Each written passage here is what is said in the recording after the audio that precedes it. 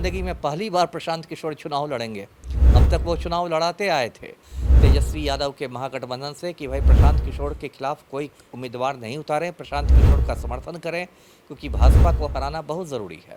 प्रशांत किशोर की टक्कर का इनका कद नहीं है, तो इसलिए प्रशांत किशोर काफ़ी इन पर हो सकता है भारी पड़ जाए यदि महागठबंधन उनको सपोर्ट दे दे तो। बांकीपुर का चुनावी दंगल सज चुका है, लड़ाई आखिरी मोड़ पे है और जिस प्रकार से लगातार बिहार की राजनीति और सियासी गलियारों में इस तरह की चर्चाएं थी, अगर प्रशांत किशोर बांकीपुर से चुनाव लड़ते हैं, ताल ठोकते हैं, तो मुकाबला और रोमांचक हो जाएगा। और इस चुनावी मैदान में जो उम्मीदवार हैं, तेज प्रताप यादव की पार्टी जनशक्ति जनता दल से वीना मानवी चुनावी मैदान में है, जन सुराज के सूत्रधार प्रशांत किशोर भी चुनावी मैदान में आ गए हैं और जल्द ही भारतीय जनता पार्टी भी घोषणाएं कर देगी। यानी भारतीय जनता पार्टी की साख बचाने के लिए लगातार तैयारियां बीजेपी की ओर से तेज कर दी गई है। हमारे साथ बात करने के लिए पूर्व आईपीएस अमिताभ दास सर हैं। सर, किस प्रकार से लगता है कि एक एक कैंडिडेट के बारे में आप कुछ जानेंगे, विश्लेषक के तौर पे राजनीति को आप अच्छे से समझते भी हैं कि कौन किस पे भारी पड़ेगा। प्रशांत किशोर को लेकर आप लगातार कह रहे थे कि प्रशांत किशोर उम्मीदवार बनते तो सब पे भारी पड़ेंगे। आखिर बांकीपुर का समीकरण हवा क्या कह रहा है सर? देखिए, बांकीपुर पटना का एक शहरी विधानसभा क्षेत्र है और नितिन नवीन कई साल से इससे विधायक थे, बिहार सरकार में मंत्री भी थे। कुछ महीने पहले नितिन नवीन को भाजपा का राष्ट्रीय अध्यक्ष बना दिया गया, वो राज्यसभा में चले गए। उसके बाद उन्होंने बांकीपुर सीट से इस्तीफा दे दिया और अब बांकीपुर में उपचुनाव होने वाला है। मतदान जो है वो 30 जुलाई को होगा और मतगणना 3 अगस्त को होगी। देखिए, बिहार में जो एनडीए है उसको प्रचंड बहुमत है, 243 सीटों में 200 से ज़्यादा सीटें एनडीए के पास है। तो बांकीपुर के रिजल्ट से, बांकीपुर के नतीजे से सरकार की सेहत पर कोई असर नहीं पड़ने वाला है, लेकिन बांकीपुर की सीट जो है काफ़ी हॉट सीट बन गई है।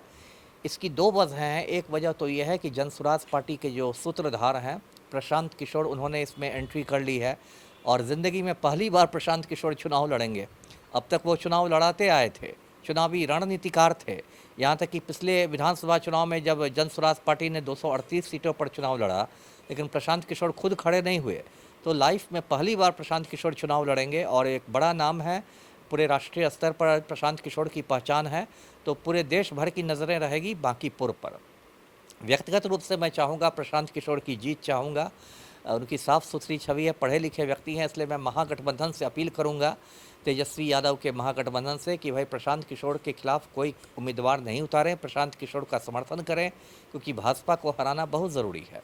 अब भाजपा पर आइए, यहाँ पर बांकीपुर में लगभग 70,000 का मतदाता है कि प्रशांत किशोर जो है उनका बड़ा ऊंचा कद है, कोई प्रशांत किशोर की टक्कर का इनका कद नहीं है, तो इसलिए प्रशांत किशोर काफ़ी इन पर हो सकता है भारी पड़ जाए यदि महागठबंधन उनको सपोर्ट दे दे तो।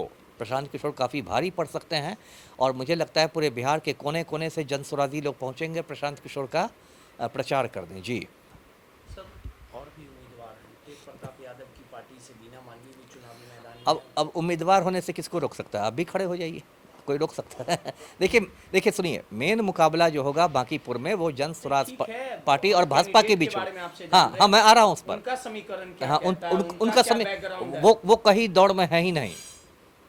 तेज प्रताप यादव की पार्टी कहीं दौड़ में नहीं है, सीधी बात है।